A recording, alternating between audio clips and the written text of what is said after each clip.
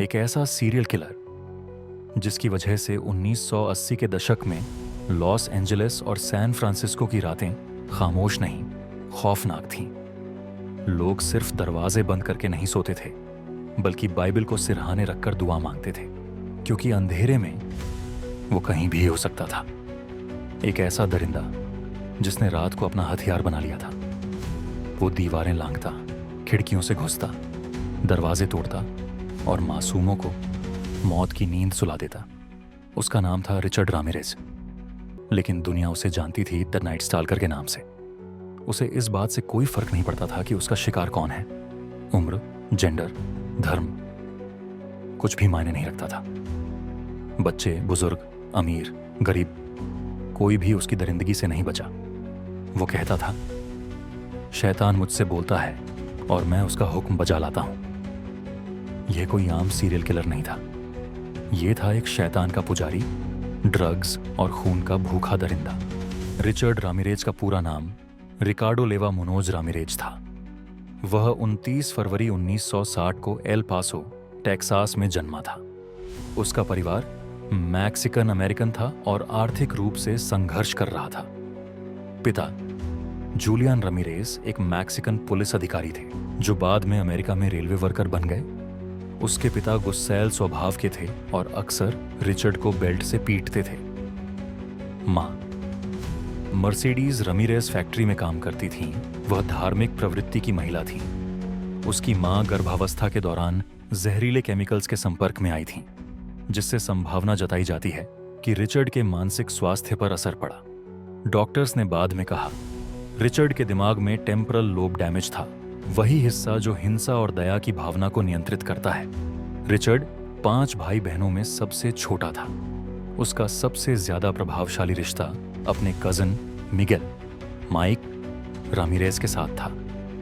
Miguel Ramirez Vietnam युद्ध का veteran था और रिचर्ड के लिए एक आदर्श जैसा बन गया था। मिगेल ने रिचर्ड को युद्ध के दौरान ली गई महिलाओं की क्रूर तस्वीरें दिखाईं, जिसमें रेप और हत्या के दृश्य थे। एक दिन रिचर्ड ने अपनी आंखों के सामने मिगेल को उसकी पत्नी को गोली मारते देखा। इस घटना ने रिचर्ड के मानसिक स्वास्थ्य को गहरा आघात पहुंचाया और वह धीरे धीरे और हिंसक होता चला गया। टीनेज में रिचर्ड ने ड्रग्स लेना शुरू कर दिया। LSD, कोकीन, शराब। उसे शैतान में विश्वास हो गया था। वो रातों को कब्रिस्तानों में भटकता, बाइबल जलाता, खुद को सैटन का सेवक कहता, घरों में चोरी करता और खुद को अदृश्य नाइट क्रॉलर समझता। एक समय वो शवगृह, फ्यूनरल होम में भी काम कर चुका था। कुछ रिपोर्ट्स के मुताबिक वहीं से उसके अंदर निक्रोफीलिया की भावना जन्मी, यानी मरे हुए लोगों के प्रति यौन आकर्षण। जून 1984 में पहली हत्या हुई। 79 साल की जेनी विंको को उनके घर में बेरहमी से मार डाला गया। गला इस कदर काटा गया कि वो लगभग शरीर से अलग हो गया था।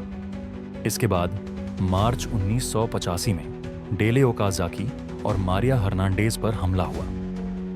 मारिया बच गई और पहली गवाह बनी जिसने रामिरेज का चेहरा देखा, लेकिन डेले की जान नहीं बच सकी। मई से अगस्त 1985 लॉस एंजलिस और सैन फ्रांसिस्को में 14 महीने में 13 पुष्टि हत्याएं, लेकिन अनुमान है 22 से ज्यादा।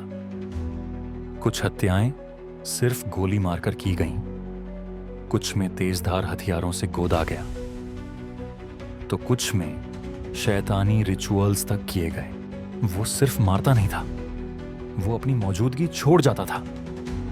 रामिरेज अक्सर हत्या के बाद किचन में घुसता, खाना बनाता, खाता, पानी पीता और सब वहीं छोड़कर निकल जाता। ना दस्तानों की परवाह, ना DNA की चिंता। जैसे कह रहा हो, हाँ, मैं यहां था और मुझे तुम्हारे कानून से कोई डर नहीं। कभी बच्चा, कभी बुजुर्ग, कभी कपल्स। रामिरेज ने उम्र और रिश्तों की कोई कदर नहीं की। एक केस में पति को गोली मारी, पत्नी के साथ दुर्व्यवहार किया और जाते वक्त बोला, शाउट आउट लाउड, से यू लव सेटन। एक बार उसने एक छोटी बच्ची को अगवा किया, उसका यौन उत्पीड़न किया और फिर छोड़ दिया। जब वो बच्ची कोर्ट में गवाही दे रही थी, रामिरेज उसे देखकर मुस्कुरा रहा था। उसके अपराधों का कोई फिक्स पैटर्न नहीं था। उम्र, जेंडर, हथियार, हर बार अलग। एकमात्र सुराग उसके जूतों का निशान, एविया ब्रांड का स्नीकर, साइज 11.5। हर क्राइम सीन पर हेल सेटन लिखा मिलता और पेंटाग्राम बना होता। लोग अपने घरों के दरवाजों पर क्रॉस बनाने लगे। गन की बिक्री 300% बढ़ गई। एक दिन रमीरेज ने एक बुजुर्ग महिला की कार चुराई और फरार हो गया। पुलिस को उस कार में मिला रमीरेज का फिंगरप्रिंट। फिर उसका चेहरा छपा अमेरिकाज मोस्ट वांटेड के पन्नों पर। 30 अगस्त 1985। रमीरेज एक दुकान में देखा गया। जैसे ही पहचान हुई, पूरे मोहल्ले ने उसका पीछा किया। लाठी डंडों से पीटा गया जब तक पुलिस नहीं आई। वो चिल्ला रहा था, मैं ही हूं नाइट स्टॉकर। एक गवाह ने कहा, उसके चेहरे पर ऐसा एक्सप्रेशन था जैसे वो अपनी ही बदनामी से खुश हो रहा था। 1989 में केस शुरू हुआ। 19 हत्याएं, 5 हत्या की कोशिशें, 11 यौन अपराध, 14 चोरी।